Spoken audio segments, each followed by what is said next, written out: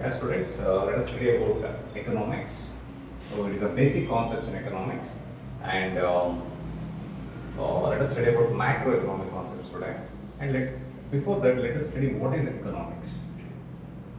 Economics can be called as part of social science. It can be defined in many ways. For example, the study of money, the study of banking, the study of money in the country or banking of the country can be called as economics, or the study of household sector can be called as economics. In today's class, let us study about macroeconomics, which is the first unit of PUC economics. So in this one, let us study about introduction of economics. In macroeconomics, we'll study about the emergence of macroeconomics and context of macroeconomics. So in this one, we will study many small concepts in macroeconomics. Before that, let us understand what is macroeconomics. Macro means large. Example, the study of inflation. I think you know what is inflation.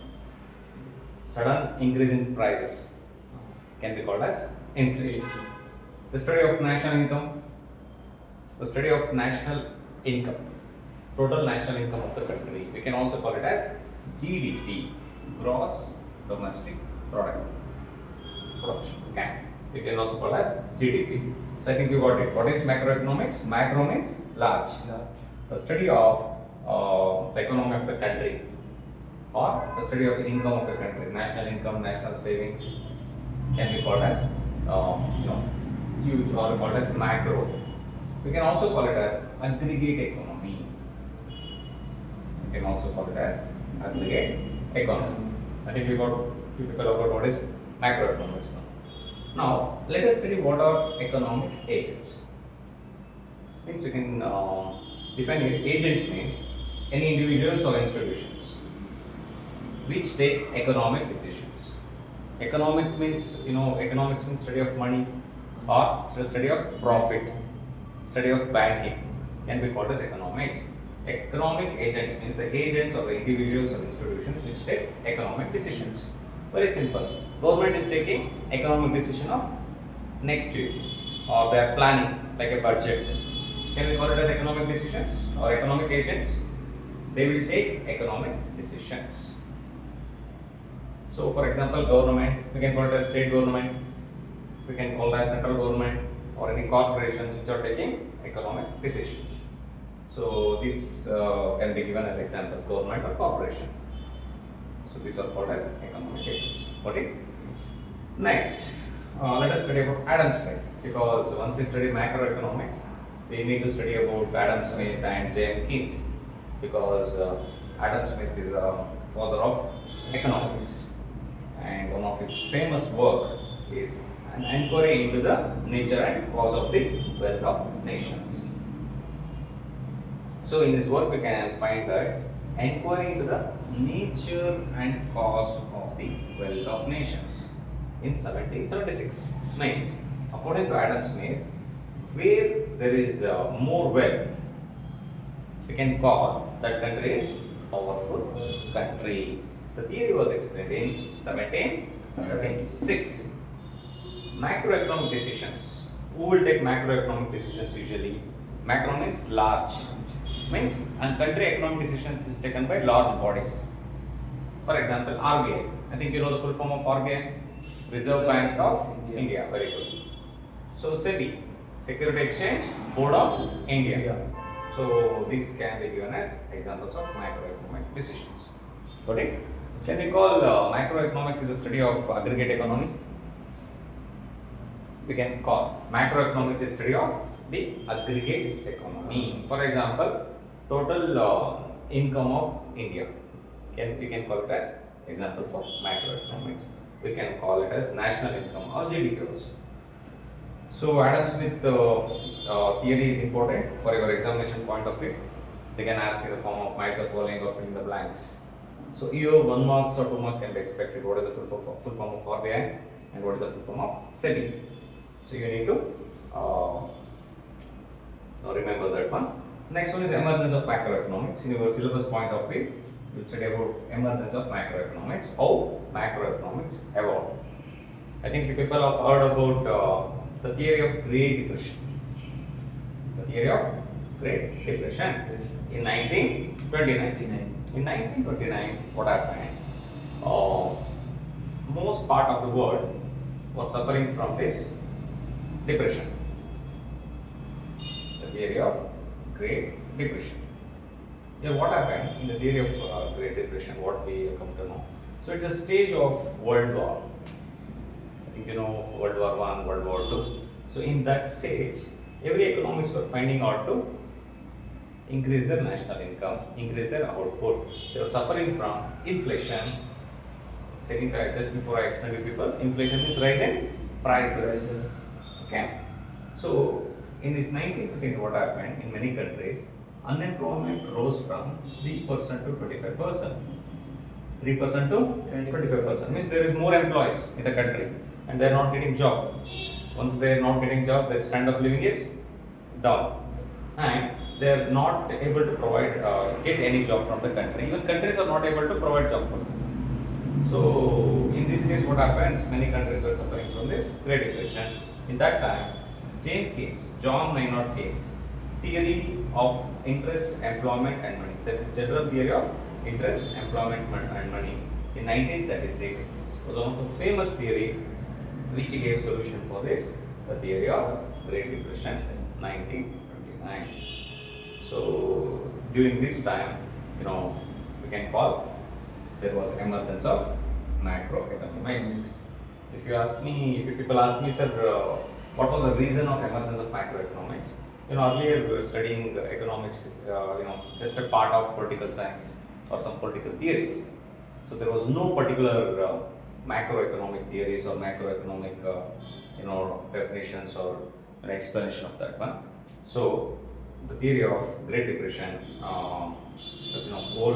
most parts of the world were suffering from this Great Depression, but this theory gave solution for, the theory of Great Depression.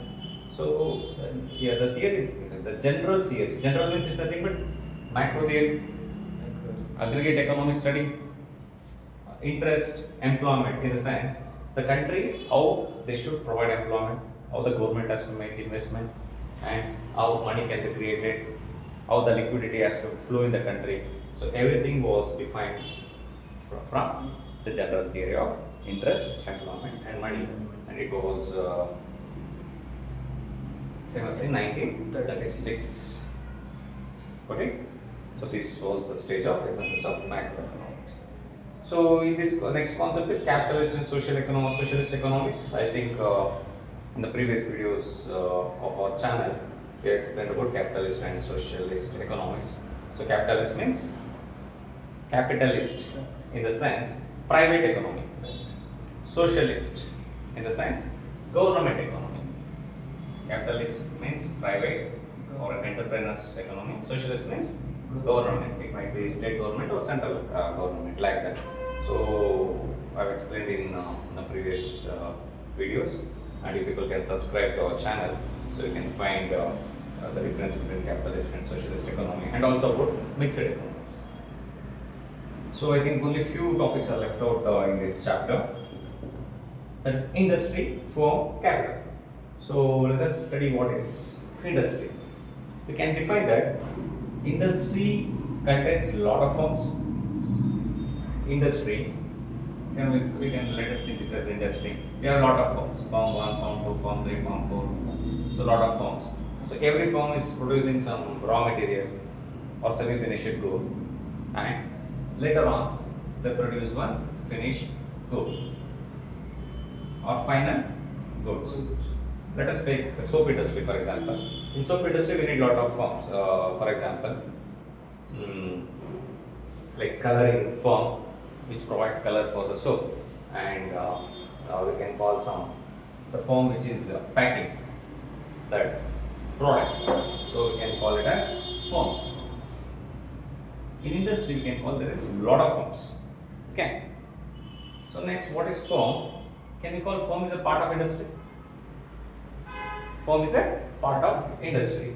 So capital, I think no capital goods you people have learned in accounts and all. But on capital goods, huge investment goods. For example, machinery, we can call it as capital goods. Okay. So this concept has been done, three concepts. Next is household sector. What is household sector? For industry, we need some raw materials. Raw material. For example, let us take furniture industry. They are providing their producing final goods. They need raw materials like wood, and they need some work from this household sector. Okay. So household sector we can call it as one family. One household sector means one family. They are producing some raw materials and giving that work to these firms or industry. Okay. So next, what is external sector? So in this chapter we can get one question. What is externalities? Externalities means, let us take this company. What are the external things going on here?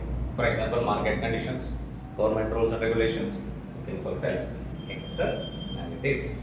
Internalities means inside the company or firm. Externalities means outside the company. Okay, I think I have explained most of the concepts in Unit 1, Macroeconomics. That is introduction of macroeconomics. Am I right?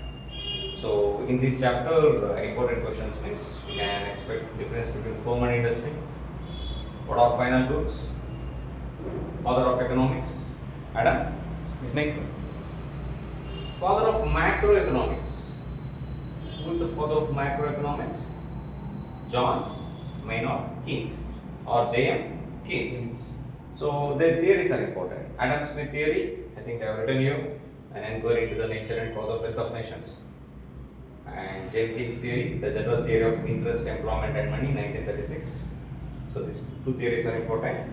And difference between capitalist and socialist economy. We can expect 2 marks question. What is capitalist economy? Give 2 examples. We need to know at least 1 or 2 countries. For capitalist economies, we can give USA or any European countries we can give. And for socialist economies, we can give Cuba.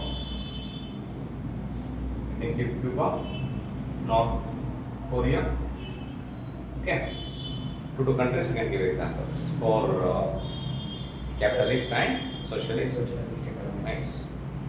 So this ends this chapter, and if you have any doubts, no doubts. Okay. So this is about macroeconomics. For further updates and related to this 4 marks and 2 marks questions, for further explanation, please subscribe our channel and you people can ask questions.